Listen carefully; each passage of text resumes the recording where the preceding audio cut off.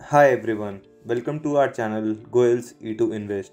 तो इस वीडियो में हम बात करेंगे केएन एग्री रिसोर्सेज लिमिटेड के एसएमई आईपीओ की, जो कि एनएसई के एमर्ज प्लेटफॉर्म पर लिस्ट होगा। इस वीडियो में हम बात करेंगे कंपनी के बारे में, जानेंगे आईपीओ की डिटेल्स, करेंगे इस कंपनी का फाइनेंशियल एंड ऑपरेशनल एनालिसिस और जानेंगे हमारा decision and grey market premium इस कंपनी का।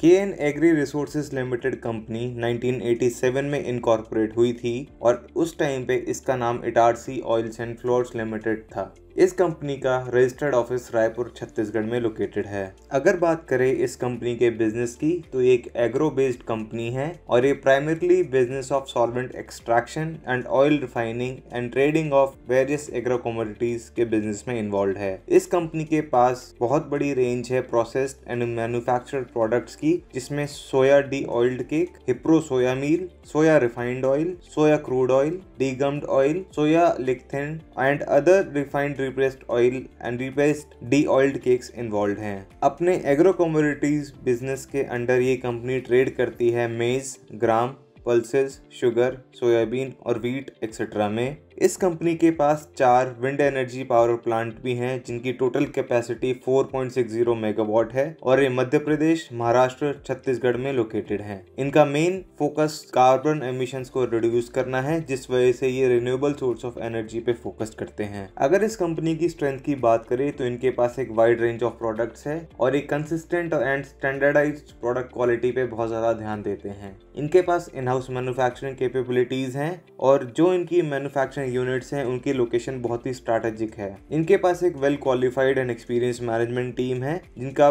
ट्रैक रिकॉर्ड एक बहुत ही अच्छा और रोबस्ट फाइनेंशियल परफॉर्मेंस दे रहा है। तो ये कंपनी भी वैसे बहुत पहले इनकॉर्पोरेट हुई थी, तो ये एक कंपनी का पॉजिटिव सिग्नल है कि एसएमई आईपीओ में आ रही है, बट उसके बावजूद ये एक बहुत ही पुरानी कंपनी है। इस कंपनी की आईपीओ डिटेल्स जानने से पहले हम बता दें कि हमारे चैनल पे हमने कूल कैप्स इंडस्ट्रीज लिमिटेड का आईपीओ रिव्यू का वीडियो भी अपलोड कर दिया है, जिसका लिंक हम डिस्क्रिप्शन बॉक्स में डाल देंगे। तो बात करें अगर इस कंपनी के आईपीओ की डिटेल्स की, तो कंपनी ने इस आईपीओ की इशू प्राइस 71 रुपीज से 75 रुपीज रखी है, बट ये आईपीओ ओवर सब्सक्राइब डेफिनेटली होने वाला है। तो अगर आपको इसमें बिड करनी है तो आपको उसकी कट ऑफ प्राइस यानी कि 75 रुपीज ही यूज करनी पड़ेगी। इस आईपीओ में मिनिमम नंबर ऑफ शेयर्स जो बिड करने हैं वो है 1600। तो इस आईपीओ की मिनिमम इन्वेस्टमेंट हमारी आती है 1,20,000 रुपए। ये आईपीओ 15 मार्च को ओपन होगा और 17 मार्च को क्लोज हो जाएगा। इस आईपीओ में कंपनी टोटल 65,84,000 नए शेयर्स ला रही है और इस आईपीओ को आप असबा या यूपीआई के थ्रू अप्लाई कर सकते हैं। अगर टोटल नंबर ऑफ शेयर्स की बात करें इस कंपनी के, तो आईपीओ से पहले ये थे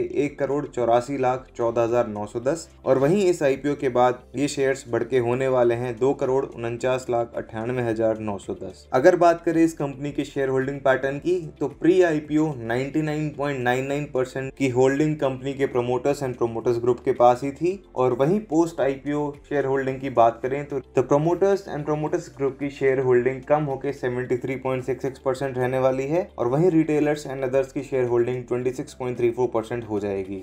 अगर बात करें इस कंपनी के फाइनेंशियल्स की, तो इस कंपनी की टोटल इनकम हमें एक नेगेटिव सिग्नल दे रही है, जिसमें हमें प्रीवियस ईयर्स के कंपैरिजन में डिक्रीमेंट नजर आ रहा है। FY18 में इस कंपनी की टोटल इनकम 1,29,246 लाख के आसपास थी, जो FY19 में डिक्रीज होके 85,319 लाख रह गई थी। बट FY20 में इसने एक अच्छा इंक्रीमेंट दिखाया था, जो इंक्रीज होके 1,30,119 हो गई थी। बट इस साल के 2 क्वार्टर में अभी तक ये अपने प्रीवियस की परफॉर्मेंस को बीट नहीं कर पाई है, तो इसलिए हमने इसकी टोटल इनकम को एक नेगेटिव सिग्नल माना है। अगर नेट प्रॉफिट की बात करें तो FY19 को छोड़ के इसका नेट प्रॉफिट कॉन्स्टेंटली एक अच्छे रेट के साथ इंक्रीज हो रहा है। FY18 में इसका नेट प्रॉफिट 2140 लाख था और वहीं FY20 में ये इंक्रीज होता हुआ 2618 लाख रुपए हो चुका है। Q2 FY21 में भी इसने एक अच्छा नेट प्रॉफिट जनरेट किया है, जो कि 1683 लाख रुपए हो चुका है। अगर अर्निंग पर शेयर की बात करें, ये भी हमें एक पॉजिटिव सिग्नल दे रहा है, जो FY18 में 11.62 था और इंक्रीज होता हुआ ये FY20 में 14.22 पहुंच चुका है और Q2 FY21 में हमें इसकी EPS में ग्रोथ नजर आ रही है। अगर net cash from operating activities की बात करें तो ये कंपनी के कांस्टेंट नहीं है और बहुत ही बड़े मार्जिन के साथ फ्लक्चुएट कर रहे हैं।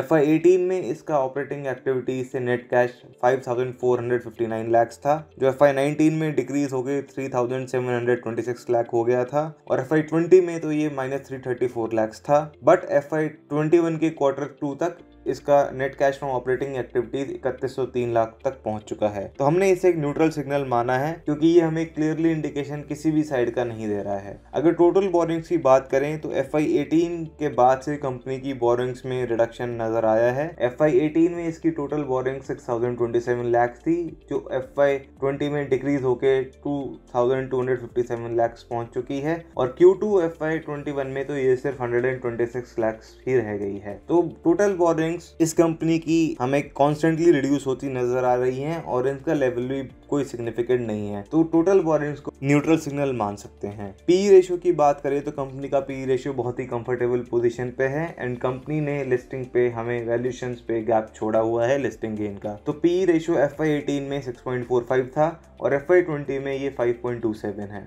तो अगर बात करें ओवरऑल फाइनेंस की इस कंपनी की, तो हमें इसके फाइनेंसेस ठीक ठाक पोजीशन पे लग रहे हैं। कंपनी के पास इनफ सफिशिएंट कैश है, तो इसमें ग्रोथ के प्रोस्पेक्ट्स बहुत ज़्यादा हो सकते हैं आने वाले टाइम में। हमने इस कंपनी का पीयर कंपैरिजन भी किया इसकी इंडस्ट्री प्लेयर्स के साथ, तो जिसके थ्रू हमने इसकी वैल्यूएशन को फेयरली वैल्यूड बताया है। तो इस कंपनी के पीयर ग्रुप में Ruchi soya industries limited, Gujarat Ambuja exports limited, Gokul agro resources limited और कीर्ति न्यूट्रिएंट्स लिमिटेड कंपनी का नाम है। तो अगर बात करें बाकी कंपनीज के पीई की, तो इस इंडस्ट्री में हाईएस्ट पीई रेशियो रुचि सोया इंडस्ट्रीज लिमिटेड का है जो कि 36.28 है और वहीं lowest Gujarat Ambuja exports limited का है 12.07 और इंडस्ट्री एवरेज 21.17 है। तो जैसा कि हमने प्रीवियस स्लाइड में देखा था कि इस कंपनी का FY20 का पीई रेशियो सिर्फ 5.27 आ रहा था इसकी इश्यू प्राइस के अकॉर्डिंग, जो इस कंपनी ने 75 रुपीज रखी हुई है। तो हमें ये आईपीओ एक बहुत ही फेयरली वैल्यूड आईपीओ लग रहा है जो इसके फाइनेंशियल कंडीशंस को भी सिग्निफाई करता है। अगर लिटिगेशंस की बात करें तो इस कंपनी के ऊपर 9 केसेस टैक्स लायबिलिटीज के पेंडिंग है जिनका एग्रीगेट अमाउंट 11.87 लाख का है और इस कंपनी के प्रोमोटर्स के ऊपर भी 6 केसेस पेंडिंग है जिनका एग्रीगेट अमाउंट अराउंड 33 लाख का आता है। तो अगर हम इसके फाइनेंसेस के ऊपर ध्यान दे के बात करें इन लिटिगेशन अमाउंट्स की, तो ये हमें कोई खास स्पेसिफिक अमाउंट ऑफ लिटिगेशन नजर नहीं आ रहे हैं। तो इनका इस कंपनी के ऊपर कोई ज्यादा इम्पैक्ट नहीं होने वाला है। तो लिटिगेशन हम कह सकते हैं कंपनी के बहुत ही एक कंट्रोल लेवल पे हैं। तो बात करें अगर हमारे इस आईपीओ के फाइनल डिसीजन की, तो हम इस आईपीओ में अप्लाई करने का डिसीजन बना चुके हैं पर्सनल लेवल पे और इन केस अगर मार्केट में कोई बड़ा डिप आता है अभी ऑनगोइंग रशिया यूक्रेन कॉन्फ्लिक्ट की वजह से, तो हम इस आईपीओ को होल्ड भी कर लेंगे। ये आईपीओ हमें बहुत ही फेयरली प्राइस्ड आईपीओ लग रहा है और इसके फाइनेंसेस भी हमें रिसेंट के जितने भी एसएमई आईपीओस आए हैं उसमें सबसे स्ट्रॉन्ग नजर आ रहे हैं। तो बात करें अगर ग्रे मार्केट प्रीमियम की, तो इस कंपनी का ग्रे मार्केट में अभी कोई प्रीमियम ट्रेड नहीं हो रहा है। तो जैसे ही कोई प्रीमियम ट्रेड होता हुआ हमें नजर आएगा हम हमारे चैनल पे आपको अपडेट कर देंगे। तो इस वीडियो को खत्म करने से पहले हम बता दें कि हमारी मार्च मंथ में इंट्राडे ऑप्शन सेलिंग की सीरीज चल रही है जिसमें हम हमारी ऑप्शन सेलिंग की trades, strategies and live analysis discuss करते हैं। इस सीरीज के वीडियो का लिंक भी हम डिस्क्रिप्शन बॉक्स में पेस्ट कर देंगे। तो आई होप आपको ये वीडियो अच्छा लगा होगा। थैंक यू एवरीवन और बने रहिए इस चैनल पे और भी इसी तरह के वीडियोस के लिए।